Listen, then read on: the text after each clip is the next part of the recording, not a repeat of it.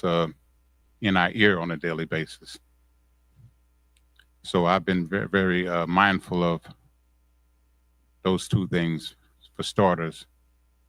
And not only that, just making sure that I resemble what I listen to and the notes that I take down on a daily basis, what I'm learning in Bible study and Sunday mornings, to make sure I'm just not being a note taker and a person that just listening and let one go in one area and come out in another, but actually applying it to my everyday life.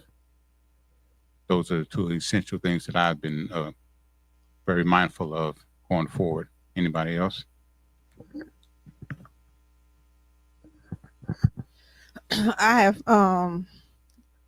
been not leading with my emotions and checking my emotions to making sure that I am aligned. They are aligned with what God wants, and for me to be found looking like a Christian, looking like I use the name, looking like I'm supposed to, regardless of my emotions and how I feel. Also, um, making sure that I am just serving and I am in the line, so I am eligible for God's divine promotion whenever He's ready to promote me. Yeah, what stood out to me last week's Bible study was just back to what Roland mentioned, who's in my ear. But a lot of times I like to personalize it and put it back to whose ears are listening to me. And is what I'm saying worthwhile for them? And is it leading them directly to Christ? That's so I personalized it. The part about the sounds, am I giving the right sound? Is my attitude right? Am I walking in front of people the way I should be walking, responding to things the way I should be responding to, avoiding certain conversations, knowing when to check out? Okay, it's time for me to check out of this conversation. Or am I the person that people won't have those conversations around? And that whole piece about love, it's so easy at times when you allow your emotions to crash in to do something a little less than love somebody. We can find all kind of adjectives to describe it. We can say what we want to say. This person did this to me, and we can justify it any kind of way we want. But that's when we step out the spirit, and we got to continue to love the people, no matter what, because God loved us first, and we know we've fallen short. So we got to give that other person grace. Whatever it is we want from Christ, we got to give it to others. Yes, I can expound on that as well. That's another piece that really ministered to me personally, because in the past, I've been the kind of person that not to forgive quickly, and to be honest, is flat out hold grudges sometimes. But what was broke down last week is an indication that we have no out. There's no justification as Christians to not forgive or not shed grace upon others, because for me personally, God has showed me all kind of grace, so I really have no right, being a Christian, to not extend grace to others. But I have struggled with that for a long time. But what was demonstrated last week, it just lets me know personally that we really have no justification or out to say, a reason not to, because the word clearly tells us that's what we need to do. And it's just a matter of, for me personally, is obeying the word or not. And I choose to obey to the best of my ability.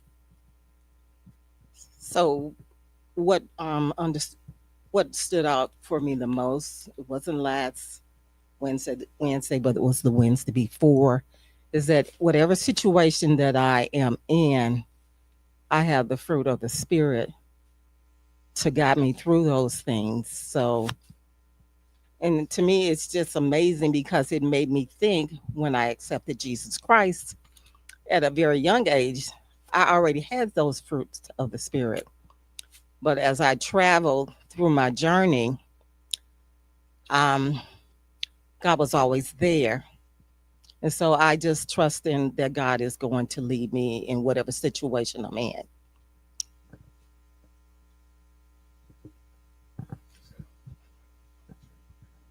Anybody else?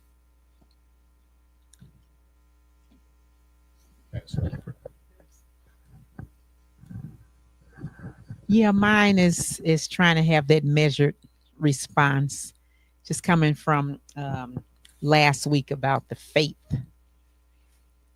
that should be evident in whatever circumstance I may come up against. So today, the heat didn't come on at my place of business. Yeah, I finally realized because yesterday it was cold, today it was cold. So I'm looking at the temperature and somebody's complaining that they're cold and I'm like the heat is on. And I'm looking at the heat, is it? No, it's not. It didn't kick in. So I thought, oh, first response in my mind is, oh my God, I got to buy a new furnace. Which is just really going just too far. And and I said, you know what, this is a test because I was just thinking this morning. I said, oh man, if I don't have anything to come up that costs a lot of money, I can see the light of day. And then when this happened, I started thinking, oh my goodness. And then when I was using my clippers, the clippers started doing something funny. They going side to side, and I'm like, oh my goodness, now the clippers gone. But I thought, you know what? This is a test. I still have to maintain my faith that God is going to do whatever needs to be done in these situations, and so I'm okay. I'm fine. Amen. Anybody else?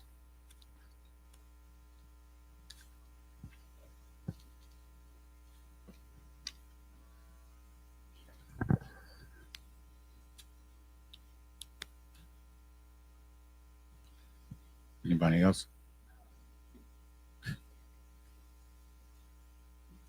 Well, God is good, and He will give you some things that you've been desiring for in your heart, even though it's not that big of a deal, but He knows what's kind of a big deal to us. So my hard drive that went out, my computer, everything went out on me. So I don't have a computer at work. And my hard drive was connected to the computer when it was violated, whatever we want to call it. They got hacked. That's the word. It affected my computer and my hard drive. So all my information that I had backed up over years was gone. So I went to get it repaired. And I took the old one I had too, and it still wouldn't work. So I finally took it to a place where they said it would be $500 to retrieve the information. So don't start laughing that I found out it wasn't that important to pay the $500. That was wisdom. And but when I went to the second place, my old one started working. And so I'm really just about a year of information off from all my other stuff. So I got all my other stuff back. And so now I'm doing some things, and hopefully I can put some stuff together to help me catch up to get the 2025 stuff in. And in the process of that, I can work from home, because at first I wasn't working from home. I was going on a job when everybody else was working from home.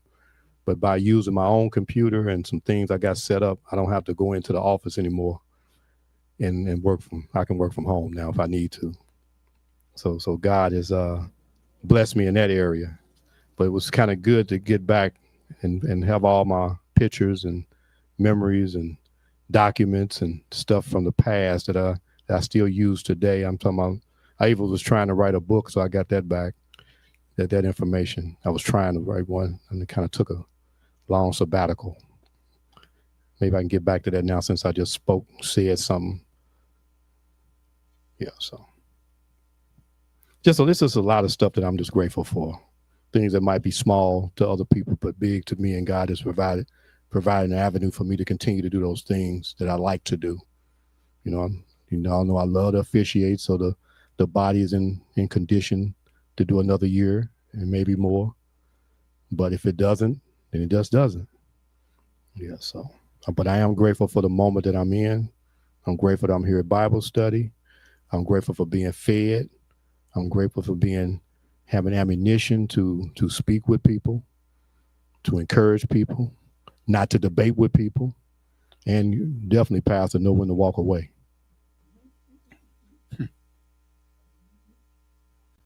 Yeah. Yeah. Were you finished? Yeah, I'm finished. I can come back though, but you can go ahead. Yeah, and I think I just thought about a reminder of what we've been taught the last couple of weeks, particularly last Wednesday about faith. How our faith is really the key to everything in the times that we're living in today. You have, for me personally, I have to have faith that God is going to take care of everything. It was really been, I ain't going to say troubling, but a concern of mine is my siblings, the remaining siblings, 6 of us left. And it occurred to me that I know some of them are born again. I know for a fact that some of them have received Jesus Christ as their Lord and Savior. But what concerns me that they don't have church homes. And that's concerning to me because I'm the only one out of the 6 that have a church home. By God's grace, I thank God for that. But that's concerning to me because they need one. And so I've been kind of taking it on, just kind of taking it on my shoulders, like why? And I kind of try to talk to them and trying to ask them why don't they have one, and they really don't come up with an answer. But anyway, I have to give that to God just like I give everything else to Him, because it's not my burden to carry. But but for years I have been carrying that. But my prayer is that they do join a fellowship somewhere, so they could be covered spiritually. And it just that's just not a good place to be in, especially in this day and age that we live in today. And just anything can happen at any time. But faith is the key for me and for all of that. So I'm learning to give all that kind of stuff to God, just give it to Him, because I definitely can't handle it all.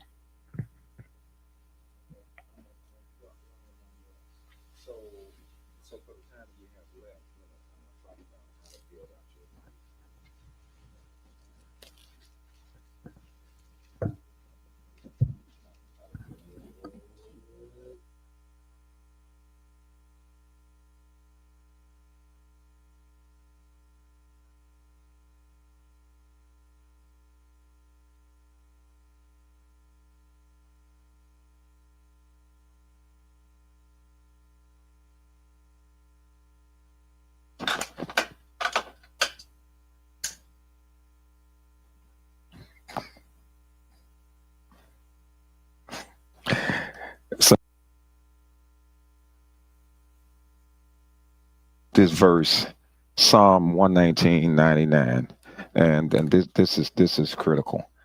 This is a critical piece, that there comes a point where you have to make a decision that you may have to swap out. There's a certain shelf life for people who've been in a certain place in your life, that after a certain point in time, they're no longer that lead or mentor. They are now your peer. And it's because what has happened, the pouring is not continuing to be, because you can have an equal conversation. And at that stage, you might have been mentor over an extended period of time, but all of a sudden it just changes. It just changes. In other words, there's only so far that it can actually go. Now I have this friend that his daughter on fire for the Lord, and he was pouring everything into her that he had, and then he said, I realize I can't go any further. That everything I'm throwing, you swallowing it up so fast, I can't go any further. I need to get you connected to somebody else who can pour more into you than I can, so I can be okay. And so that's what ended up happening, is that we got connected. He said why. He told me this is what I'm going to do. He told her, and then it began to build itself from there because he said, I know this is the best way that I can help you now, and it's not this. And if you can see what's up there. Now, when you hear, I'm going to give you a chance to do some reflections on that statement, and then we're going to proceed on. Because if you're going to build out your life, so if you're going to build out your life, then the first thing is there's going to have to be this well. I'm going to use this term, this well. There has to be this well from the inside where there's access to information to be able to go somewhere. Deep down inside of you, this is always crying out. So let's just say your heart is crying out all the time, and the right things have to be in there to fertilize, to bring out what needs to come out. And if the right thing is not going down inside, then what's going to happen is that it's going to come out distorted. Because the right thing has to be going in. And familiarity is what gets us in trouble. It's that I'm used to this. I know who I talk to. I know who I always talk to. The question is, after you talk, are you more filled than you were before you did? And if that's not the case, then you're not being poured into. That's more of a peer relationship. It's the three things. You're either you're being poured into, you're pouring into someone, or you are a steadying influence for someone. It's one of these three spaces that you're going to end up in. So the steadying influence is peer. You know, you walk with some people, you jog with some people. That's like a peer situation. If somebody was teaching you how to jog or walk, then now we call that the mentor situation. Then if it's somebody that you're showing how, then we call that mentoree.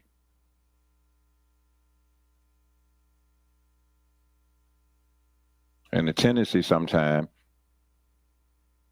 the tendency more times than not, we want to keep this like this when what has happened is they've merged down into this.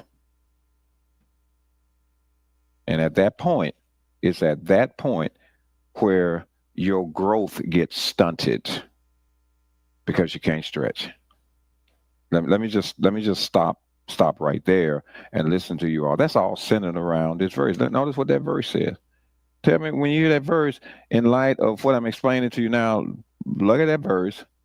Now, just a reflection for a moment, and then we'll talk a little bit more.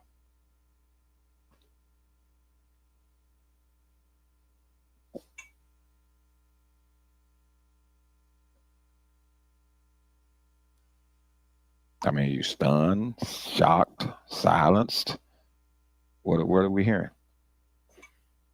I have more understanding than all my teachers, for thy testimonies are my meditation. In other words, notice how that is said. Than all my teachers, which says there was a place that they had played, but suddenly now you end up doing it. I can recall. I mean, I used to be a math whiz until I ran into an alcoholic geometry teacher. I mean, I actually didn't have to use books, go into algebra class, just run through everything. And it was a first year algebra teacher that I literally would stand up and solve all the problems on the board. And he would just marvel standing up there watching. I would just get up and just start working stuff out. And so therefore, I mean, I just breezed through. And then the next year, the geometry teacher was a wino. He just was flat out wino. He was more drunk than sober when he came into class. So the whole learning and the pouring in diminished. So it actually diminished. And so that math path that I was on was shut down because the pouring had stopped. The pouring had stopped. And that's what happens when you're in these relationships and you just keep going. I couldn't just stay in the algebra class because it was time to go to the next one.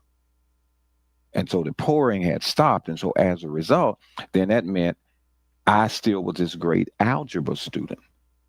And I did not become this great geometry and calculus student because of what happened in geometry. Had the pouring continued, by the right, I probably would have been in engineering or some other stuff based upon this whole math acuity thing. But because that stopped.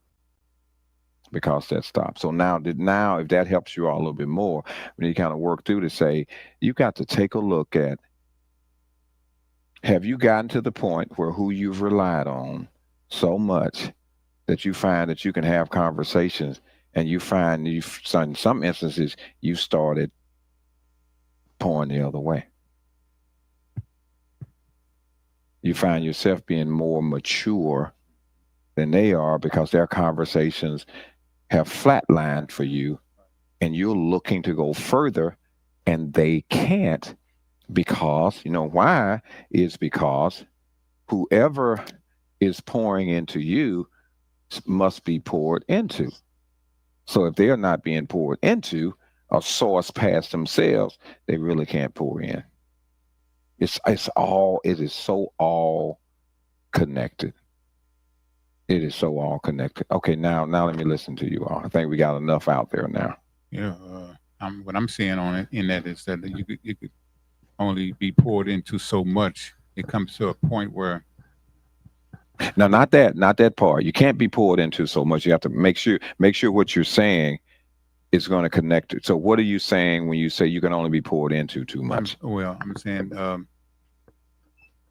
okay, this, for instance, you have a mentor, and they've been mentoring you for a length of time, and you realize you come to a place where your understanding or knowledge or whatever you want to call it is right up there with theirs, maybe surpassed it at some point, or what have you, and you realize, and like you just said, is there's no, in other words, there's no more they can give you, because you had come to a point where your understanding has succeeded what they have been. So, but let me give you a little more help. The only way you're going to know that, all right, the only way you're going to know that is there has to be another source.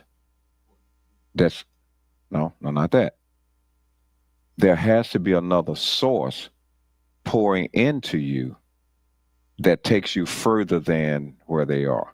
So this has to already have taken place, or you would never know. You would never know, because your normal would keep saying this is great. When you start finding your eyes being open about other things beyond what they are pouring into you, that lets you know. That's what lets you know. It becomes another source where all of a sudden it's something totally different. Like, let's just say, for instance, if somebody was going to Dallas and they wanted to attend a church while they were there, there's T.D. Jakes in Dallas. There's Tony Evans, Oak Cliff Bible Fellowship, where his son now is a pastor, has taken over. If somebody were to ask me which one to go to, you follow me? It wouldn't be putting him down, T.D. Jakes down. It would just say your pouring level is going to be higher. Or if it went to Houston. If it went to Houston, there's Joel, where we know the deal, all the bells and whistles. But who I know, what I would say to somebody to do is to go to Dr. I.V. Hilliard, who's in Houston, whose pouring level would be higher than that. But what'll happen, if you are comfortable enough with the TD, because it's like hotspot, or Joel, your first thought would be there, but here's what that does. It appeals to your emotions. Now, that's the part I want you to know.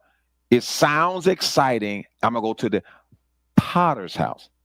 The thought will happen, I'm going to the Potter's house, and the mystique of the Potter's house would have you some kind of way. Now, the same young lady that I mentioned, relocated to Dallas. first stop was Potter's house. She got excited and we talked. And I said, down the road, it's Oak Cliff. What has happened now, she's a member of Oak Cliff. And they were throwing it at her at the Potter's house. But it's like, there's a different sound over here than what's here. And so now she is locked in at Oak Cliff. Because that sound resonated more with the sound she was hearing from me. Are you following what I'm saying? Okay. Than the other sound that was there. So that she could continue to grow.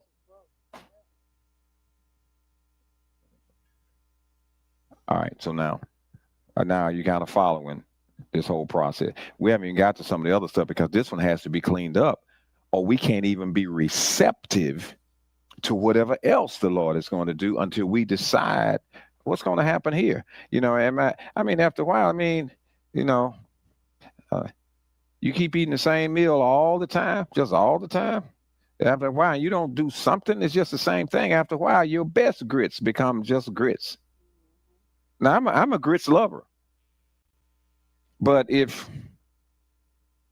that's all that it is, all of the time, after a while, you end up saying, I don't think I want none today.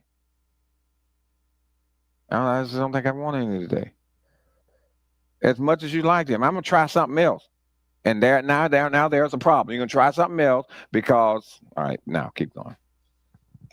Well, that's a exact depiction of kind of like what I went through when leaving my former church to come here, and the young ladies that I came with.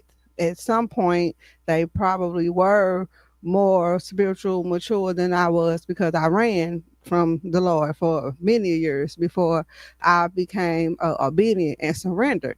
And even at the church, it had kind of become a dead church. So the pastor that was pouring into them, it kind of flatlined. And then we started coming here, and you were the outside person telling us, kind of what was going on. And then explaining to me, letting me know that, basically with them, as far as being a mentor or, somebody more spiritually mature than me, we kind of flatlined and we became peers.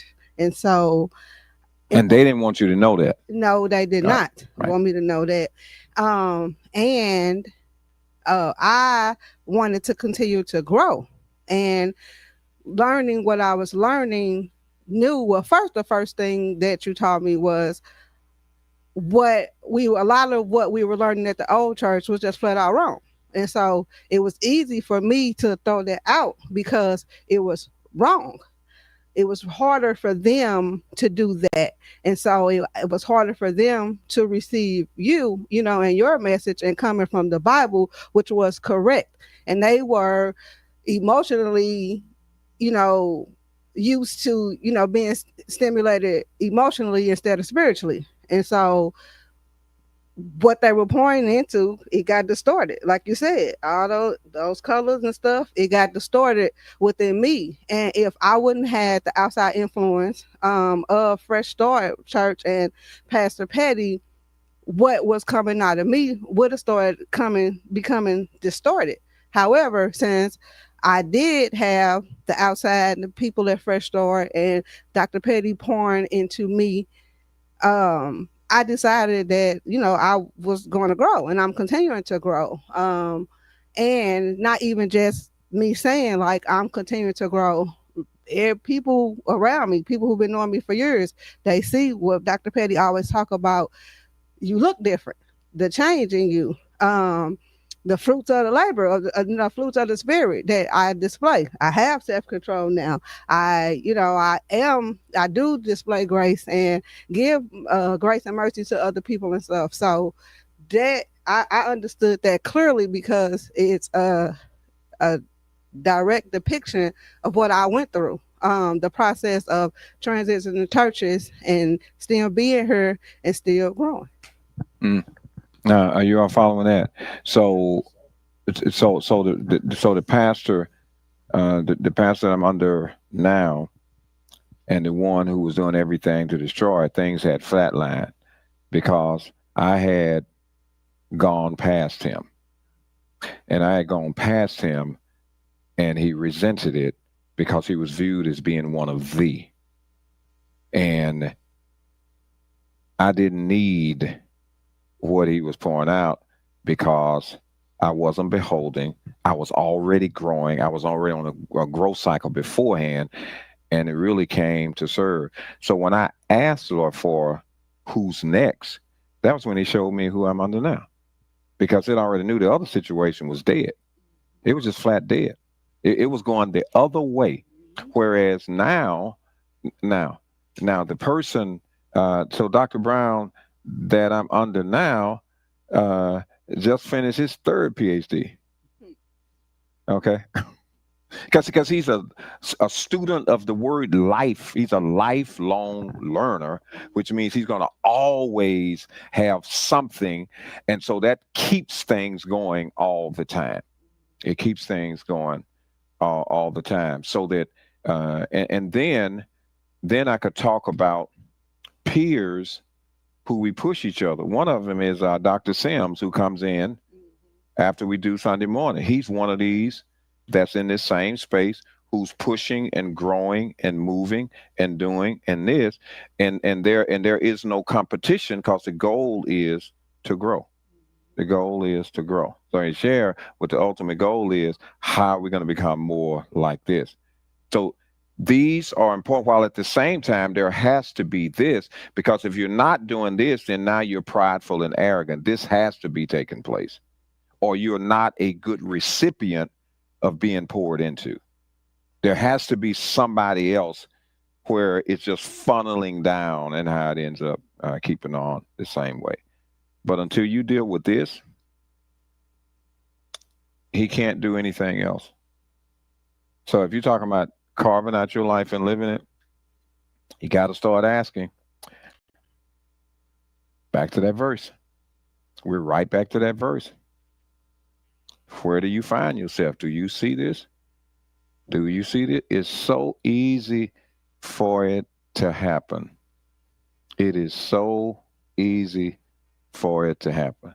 Now, and I'm just going to use DeJuan as an example. DeJuan played ball, Tracy. He played ball. And then you all had his son who played ball. Too late. Gotcha. See, it's too late. So now you got to change story. See, now you have to change. see, now he's okay. It's because there was a limit to what he could provide for him, and that limit was going to put a ceiling on how far he could go, because he could only do this. Then what was going to start happening? He was going to start asking him questions he couldn't answer. Or he got to start making up something. Or he was going to have to expose him to something that made him better for what he could not carry out himself. And just like I said that this dad did with his daughter, said, then I need to direct you somewhere where I know you'll be in good hands. And then at the same time, you'll be better. You'll be better. And I would have done my part. All right, now you can go on. Oh, that's a good start. That was good. Perfect. Because my son, we always kind of knew he had some skills, even as a youngster, but I could work with him as a 3-year-old, 4-year-old, 5-year-old, use your left, use your right. But there were some places where it stalled, because actually I couldn't even use both my hands always as a grown-up. So his dribbling skills had to get better. No way I could have demonstrated that for him. So I had to turn him over to somebody, ball dribbling drills, things like that. The only thing that I kept through his growth was the mental part of the game. That part I could keep pouring. I can still pour into him now, even as a coach. But as far as that other stuff, what he needed, it was no way. So I did turn him. He did get a mentor who had achieved where he wanted to go. I got him a person that was his mentor and still his mentor today as far as that goes. He's been around coaches. I don't know nothing about coaching. So he has to be around people who have coached. You know, the guy that he did the podcast with is a coach. And those are his peers now. I'm not even in that group, so it's nothing I can do about that. And as far as his game and his ability to play, it's way above anything I can think of me doing. Even to the point, and I'll close with this, even to the point where I was able to play one-on-one against my oldest son. Even at 40 years old, I was able to beat him. All I could do with Jamari at a certain point was pass him the ball and let him work on his jump shots and things like that. That was my new role. No way that we would never be peers in basketball. Never. And so Pastor, good job with that one, because I was going to go there with that. Mm-hmm. And I thank God that I didn't try to be his peer and try to play with him and try to beat him and all that kind of stuff when he was beyond that, way beyond that. Yeah. So, that's the thing. The godly, grounded mentor knows when it's time to. They know. Because here's the thing, nothing changes this relationship. It's just realizing you need to do here. Yeah, it doesn't change that relationship. And in fact, the relationship should become stronger. Should become stronger as a result of that. So, but this has to be dealt with. This has to be dealt with. Just obviously right now we probably not gonna make it past this verse tonight. I have more understanding than all my teachers. In other words, they've told me everything they can tell me. And they said they really now have told me everything they can tell me. They have emptied into me. So now it says I've taken in what they have to offer. Now I need to be ready to deal with that. Okay. So anything else from anybody about this? Or tell me, what are you all hearing? You heard Leslie, you heard DeJuan. What are you hearing, and how do you put this stuff into the space that you're in? And if somebody's listening out there, they probably ought to say something too, because this stuff should be transformative enough to know. So Trace, I want to share something. Is it okay? I know you don't know what it is, but so you asking permission. You hadn't heard to answer a question that's never been raised. Okay. So in our marriage, we tried to solve stuff ourselves, things that were going on that was above us. And so we went to counseling. Tracy went first, and she was so excited about it. And we had some things we needed to work through. So I went with her. And it just changed everything. Not that we had all this great, crazy stuff going on, because most of the stuff that we call problems, people laugh at us, but it's okay. But we needed to hear each other. And we wasn't going to hear each other through our own way of doing it. I'm quick with the tongue. I speak fast. I don't let you get nothing out. And so that don't work. Then I feel like sometimes my wife will shut down because of that. So shutting down don't work. But when you go to counseling, you have to hear each other. So I'm not going to say that you have to, because a lot of people don't. So it would help. So you have to qualify that. Okay. You said you should, not automatically, because a lot of folks fight like wild animals in sessions. It goes to a whole nother level because they believe they have a referee. And she, who we went to, first of all, she was able to pour into both of us. For real. She could pour into us. Then the other piece that I had to get out of my head was that I was going to be double teamed. I went in thinking, okay, but it was nothing like that. And I had to own up. Tracy had to own up. And we were able to hear each other because it was a communication barrier. You know, I thought, and this is my biggest piece, and I'll close, couldn't nobody tell me I wasn't the best husband that you could ever be and got it going on. And, I can help other people be a husband and all that stuff. And then that wasn't the case. So yeah. Your husband. But it gets to this whole place where at some point we're gonna have to be honest enough to be able to say, where do we go? There have been some businesses that have been family owned, and they only allowed dad to son, mother son, whatever, and everything went and stayed right there. And some of the business got compromised because there was nobody outside of this lineage that was pouring in. And they had no other thoughts about doing things in a different way. And it becomes the same way with the father, son, mother, daughter, mother, son, mother, that, all these things play a part because it's like, I'll say the lead or the alpha, who's pouring into the alpha. And that literally is what it boils down to. And if there's nobody pouring inside the alpha, then all they're going to keep doing is dropping the same thing down. And then you'll run out of stuff to ultimately end up saying. So behind you. I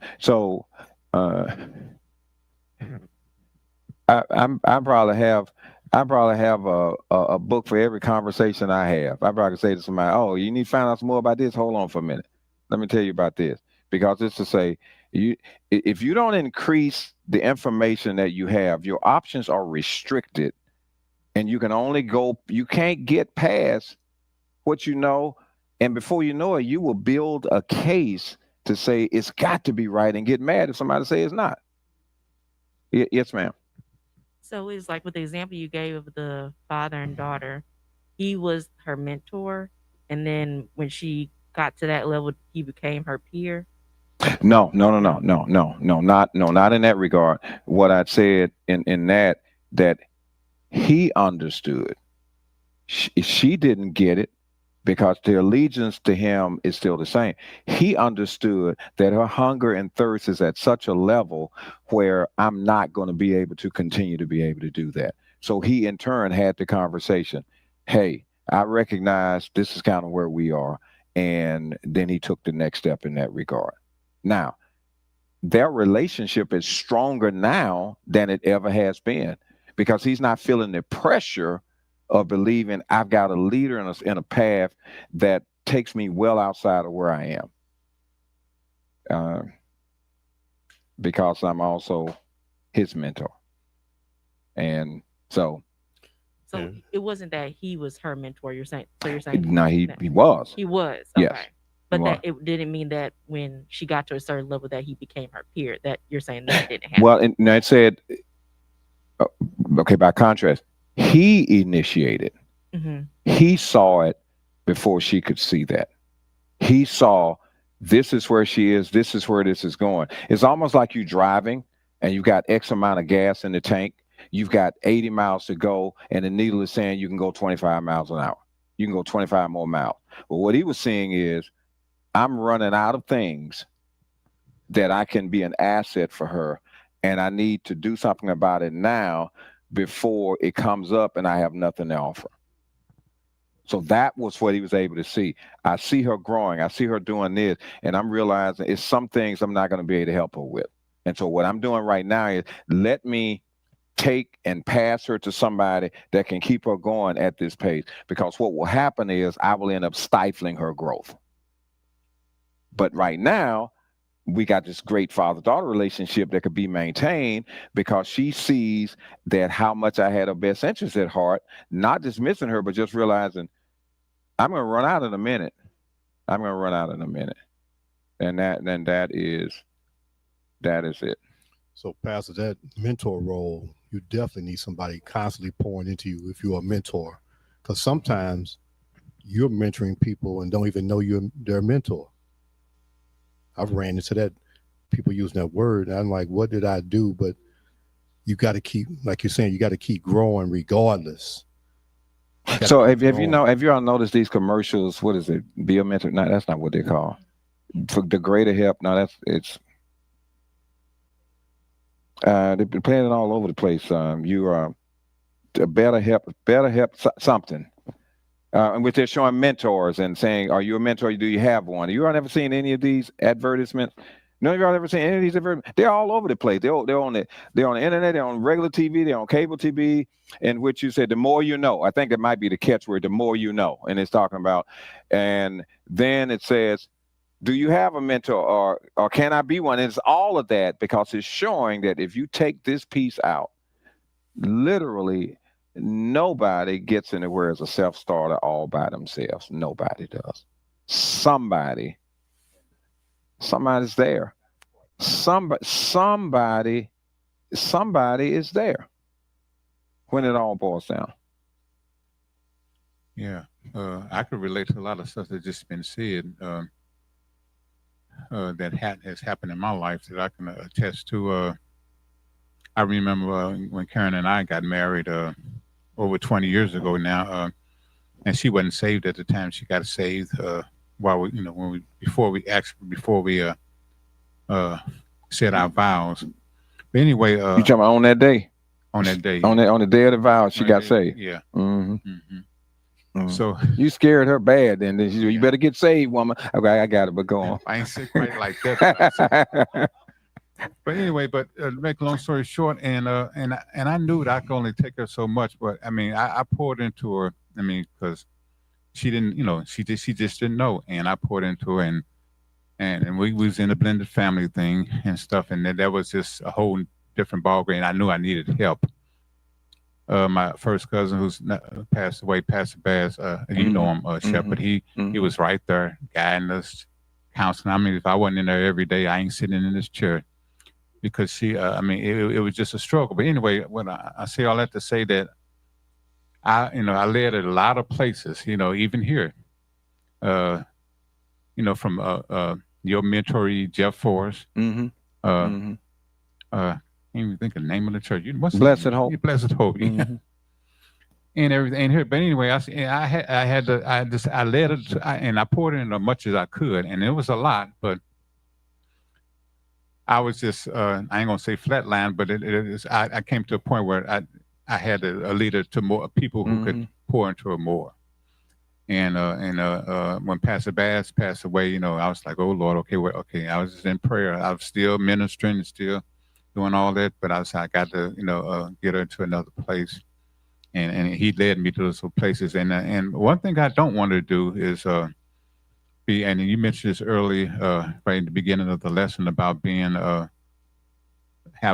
being familiar with, being so comfortable with being familiar to play, to people and places. Right. At some point, you can't be complacent or so familiar that you don't want to branch out, I guess, so to speak, and pour into others. And that's something I don't want to do, and I refuse to do it. But back on the path of the mentorship, I went to visit Blessed Hope not long ago. This has been a while ago, and I sat into one of their Bible studies, and it was just amazing to me just how more advanced I am now since I've been here. And they, and they were impressed. They was coming asking me questions, confiding me. Well, hey, Pastor Roland, and I was like, wow, the shepherd did some serious mentoring. Yes, he did. Wow. I mean, I just I don't want to brag or anything like that, but it was just amazed how much, I was like, wow. But God, see, that is just a prime example. God knows what He's doing with people. So that was really something. That really got me. I was like, wow, that is really something. But when after Jeff left, I knew a guy was going to move me at some point, and he did. And I had no idea where, but it was all designed. It was here, and Jeff told me, he said, "Yeah, you're in the right place." And he said, "Doug will challenge you, but you're in the right place." And boy, the rest is history. But anyway, but like I said, God knows what He's doing, and my prayer is that God is continue to put me on a path, whatever it is, because I can't really imagine anybody else pouring as much as I've been poured into here. I know it would be a next step. When and where, I don't know, but it won't be. I don't think I just can't imagine anybody surpassing what I've been poured into here. It would be something more divinely. I just think. Right. I just think So literally, I have to guard against pouring out too much. I have to just kind of stop at some point, because I probably would drown folk. I'd rather just be like that. And so I have to just stop. That's just like, okay, that's enough. And because it's so easy, can happen, you'll transfer your energy and passion with the assumption that that's where everybody is, and it's not really the case. And it could be so overwhelming that they don't get anything. They're choking. You know. I was just about to ask you, Pastor, how do you know when if you overpouring? Oh, okay. When if you're trying to give somebody something to drink and they're strangling, that just says you need to stop. I don't care. I don't care how good it is. Drink it. Drink it. It's good for you. You just you just gotta stop. He's just like, no, just kind of stop. And if all right, so sometime what you all hear me do is ask the question, what are you hearing? What are you saying? In order to determine if it's been grasped. And if it can't come back a certain way, then I'll stop. I'll like, nope, let me restate something in a different way. Because if this dot is not connected, the next one certainly is not going to be. And so that's why it's like, okay, are you all understanding what I'm saying? Tell me what you're hearing.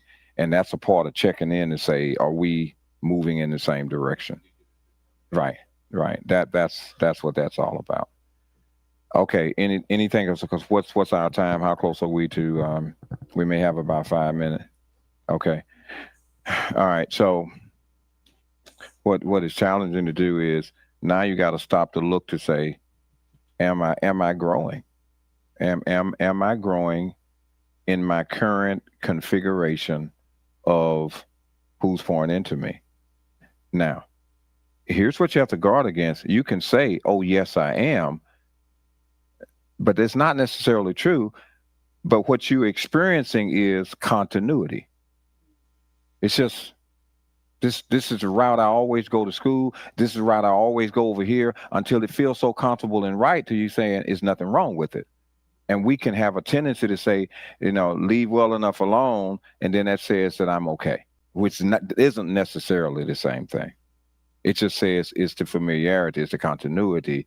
But could I help somebody with my previous experience? It ought to be able to say, with the amount of time I've spent with somebody, and if I've interacted, I ought to be able to take that same thing, and somebody else should be experiencing what I've experienced. And if we're not doing that, then that says I'm not the beneficiary of this, or this is the wrong somebody to begin with. It's what it boils down to. Because this is about second, if you can put, Jericho, if you can, 2 Timothy chapter 2, verses 1 and 2, and we're going to just stop right here and maybe pick this back up. But it just says, what you learn, you teach. Yeah. Second, let's say that again. We got to get some more of this to help us with our teaching. Okay. I hear you. All right. 2 Timothy 2, 1 and 2. All right. Take 2 Timothy chapter 2. Chapter 2.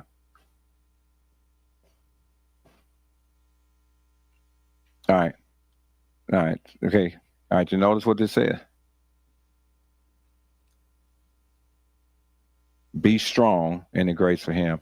And then it goes on to say, now go to verse 2. Now notice what verse 2 says. What you've heard and have been taught, the same you commit to somebody else who will be able to teach somebody else also. So in other words, it never stays resident. What you've been taught, you should teach it to somebody else so they in turn can teach it to somebody else. It should be as though by the time they get it, and if you're communicating it right, it should be as though they heard it at the same time you did. It should have been like they were there to hear it. It should be that clear to say, let me tell you what I've learned. Now, let me talk to you about that. And you're just sitting down and starting to tell them. Now you have to ask, what we've gone through tonight, can you stop and go and say to somebody, let me tell you what I learned. And this is what I'm doing with it. And what makes it easier is you practice it when it says you committed to them what you've heard, the same amount you commit to them, because now this is a part of you. It says, I'm walking through this now. Now let me kind of tell somebody else how to end up doing that. So you know what that ultimately says? What you learn is not really just for you. It's a transfer. It's what it boils down to. It's a transfer, and God's expecting you to transfer. Like, you were frontline, and so he says, you're representing me. So when you take off, you're supposed to be a carrier of what you've learned. If you're not, then you'll find yourself being satisfied with what I learned, and I got it, and I'm not going to tell anybody. And he's like, no, I allowed you to get that so you can go take this to somebody else. That literally is what that is. All right. Anything else before we close? I just remember I stopped growing. And when I stopped growing, I didn't know what to do about not growing. So I just stopped going to church. You know, Tracy would ask me, are you going today? I said, yeah, I'm going to go. I'll be there next week. And then next week never really came. Mm. And then I would show up on occasion still trying to be in the same role I was in, greeting people. I had reduced myself to just being a greeter. That's all I wanted to do. So, and get back home to the football game. Right. I got a lot of time for that now. And then a couple friends told me that Pastor Petty had a church. I said, oh, really? I said, he really got a church. And, you know, he's a pastor for real? Okay, well, you give me the address. And so I showed up. And here I am now. Yeah. So it was that simple. I just showed up. Said, let me try this. Yeah, he was telling you that we'd be in the gym all the time. I would never tell anybody. I never tell anybody. I was actually laughing about it. I couldn't. I said, okay. Yeah. You I'm really sure. got a church that you go into, you know, a church. Yeah, like so, for real, because that wasn't supposed to fit. But it would take one of the guys, it would take White. It was actually Abby. Well, no, I knew him, but it would take White to tell you about those who always talking about church in his profane way. He said, all these years I have known that you're in church. He said, them other blankety blank blanks who always telling me about coming to go to church today, and they out here on the floor acting worse than me. And he said, and they always telling me about come somewhere and go. Oh, you talking about Black? No, Dwight. Oh, really? Yeah. Okay. No, White. That's what he had told me. Gary White? Yeah. Okay. No, he told me. White. He had told me. He told me this like he was talking about them guys. He said, man, all them guys, it's so and so and so and so. He said, that blankety blank over here telling me about some church. He said, I'd go where you are. He said, because he said, them. That's exactly what he said. Them blankety blank out here acting on the floor. They cussing just like me and doing everything else out here and all that. Now, so Gwen, you've met him. He would tell you, Doug's my guy. That's when you see Chris and them. That's what that's all about. Because it would be like the people watch your life, and then they wait to hear what you have to say. They watch your life in order to see, are you credible?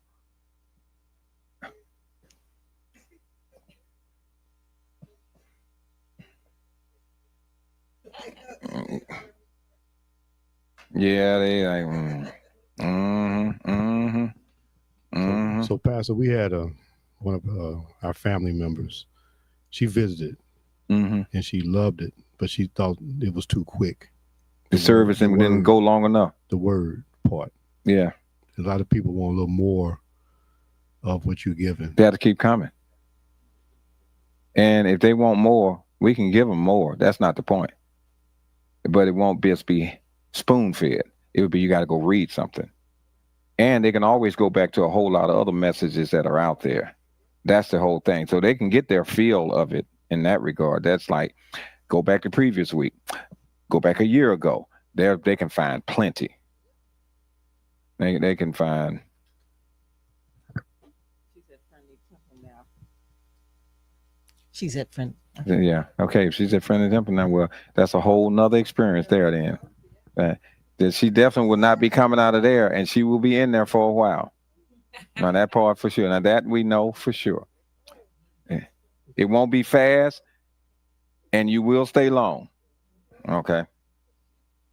I mean, he's my man, but it's a totally different environment. Bishop Michael Jones, yeah. Yeah.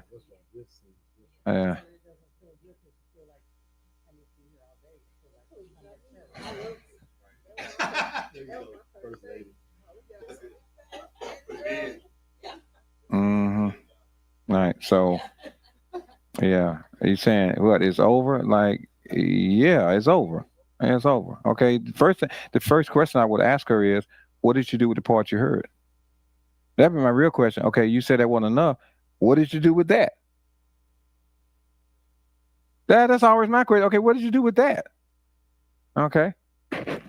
Somebody offer you a sample of something and you say, is that it? What did you do with the sample? Right. So that's kind of where that's where we are. Now let me give you some idea, and I'll stop right here. And why don't you all try this? You can read through Matthew chapter 5 through 7, and that's the entire Sermon on the Mount. And why don't you tell me how long it takes for you to read through it? Just go back and read it. Matthew chapter 5 through 7. Just take your time reading it, and then look at the clock and see how long it took you to read it. Now, that's the entire Sermon on the Mount, the for real Sermon on the Mount. That's going to tell you something. Okay? It's going to let us know how Jesus dealt with it. It's like full of all of this, but then you're going to look at a time frame, and you're going to find it's not going to take you 10 minutes. It really is from 5 to 7 minutes is what it's going to take you. All three. That's what you're going to find.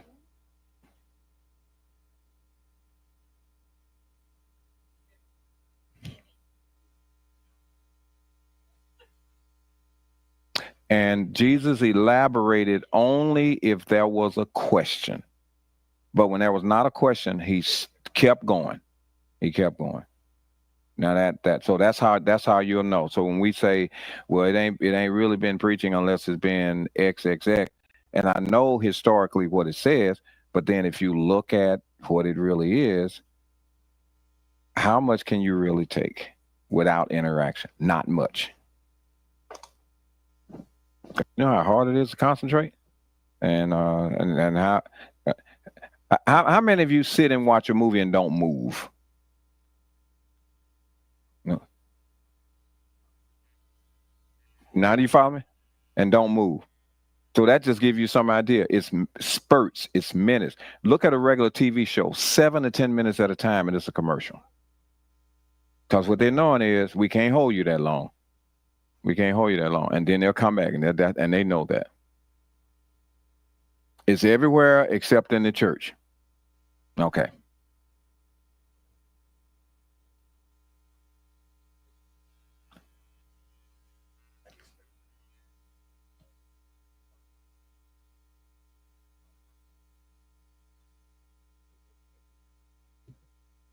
Right. Mm-hmm. No, it all depends on where you go. I mean, it's some places where I go, it could be said, you too animated, you too this, you too much that. Now this is the last thing for sure. While I was having a false start, Jerica, a false start at this church, it's called Progressive Baptist Church. Now this was the first church that had a theater-like format here in town. The pulpit is in the center and the seating is all around it. So everything is right in the middle. So I was working with this soloist at UMSL, and he said, we are without a pastor. Would you come and speak? Okay. I go down there and speak. I mean, and they shout if a bug walk through. I mean, they're just going to shout in general. It don't matter what the deal is. It's going to be just shouting and hollering the entire time. The next day at work, he said, Oh, they really like you. They only wonder, can you talk any louder? I was already hoarse. And that was their question. Could I go any louder? I said, I will not. That was clearly, that was not the case. But for them, nothing mattered except volume. Except volume. And it didn't matter how high they turned the speakers up, they wanted more volume. So they weren't interested in content. It was the volume. It was the volume. And that's really what that was. That's what that was. So do that. Oh, that was, I didn't go back. It's like, no, I'm like, no. I was like, oh no, cause they wanted me to when they said, oh, they like it. Like, oh no. I was so worn out with all that. Like, oh no, ain't no way. But that was a false start.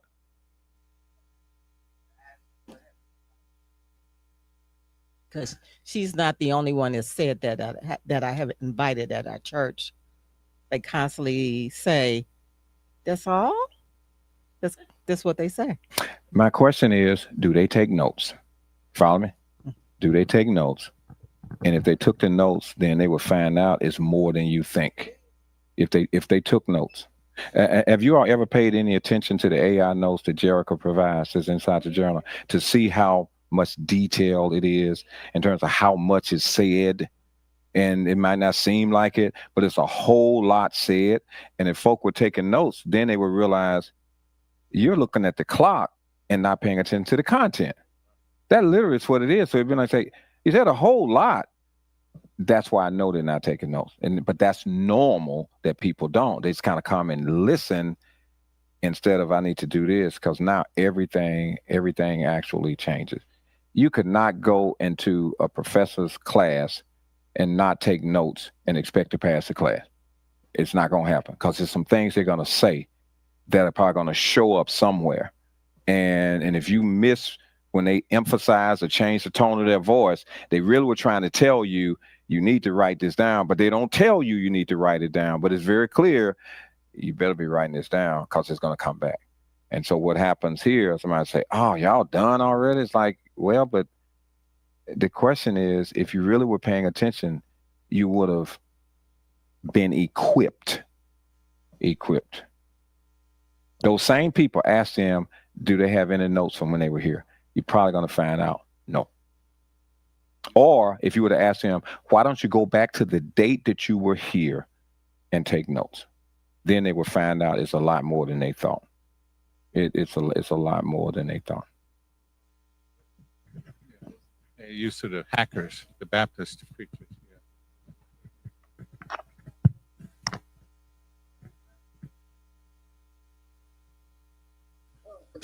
Yeah, they people that I invited and came that's around my age, they love the fact that it's early and it's not that long, and they still been filled. It's not like that I didn't have church. Because one of the young ladies came, and she was like, I just thought like, oh, okay, she said it's short, so I just come to that church and then I, go to my church afterwards and stuff. But she was like, no, like we had church. She was like, I got the word. Like this was church, and I'm like, yeah, I love it. And this probably wrong, but even at the church prior, it was short. It was 2 hours, but that was my mind frame to even get me to come every Sunday. It's only 2 hours. I can give everything else. I can get a Lord 2 hours. So that's what one thing made me start coming consistent, because it's not, I grew up Baptist and AME, and yeah, Day and night. Yes, sir. We used to be in there all the time. And my mother was the mother of the church. So our family, we did everything. So yeah, I loved it. So Kevin leaves from here, and he's the band leader at Lively Stone. So he's the band leader at Lively Stone. So he leaves from here, goes to there. Now, when he goes to there, you got to know they're not done at 10 o'clock, at 10:30, at 11:30. So, okay. So when he leaves from here, so his inspiration now is coming here, and he sees it as a chore going there. Okay. So if you notice how much more he's been talking lately, oh, he's paying attention. No, he's no. He's paying. That's where he leaves to go. Okay. Okay. Okay. So in other words, the whole goal is you gotta decide that I was talking to Gwen about what the doctor had said. You could take $4 and get a bag of carrots, or you can take that same $4 and get your favorite chips. Now, obviously, the bag with chips is filled with so much more, and you feel like you got an investment at $4. But your choice, if those carrots, smaller container, smaller number of things in there, but it'll quench your appetite sooner, because you got to keep loading up on those chips. You have to keep loading up on those chips. But just chewing on that carrot, and that's kind of what this is like. You take this, and then you're going to be okay, and you don't have this gaudy other thing, and that you're going to end up being okay. Yeah. So that is the deal. Or I've been told, oh, you were just getting started. I said, no, I'm not. I'm done. That's it. And that is, and it's modeling what Jesus did. Well, you all can just kind of tell me Matthew 5-7 and see how much time it takes. So, Father, thank you for this time. Thank you for our being here, and ask that you would continue to watch over us throughout the evening, that it's a peaceful rest in Jesus' name. Amen. You're going to be amazed when you listen to it. Or maybe on your way in, turn your audio on and let it play.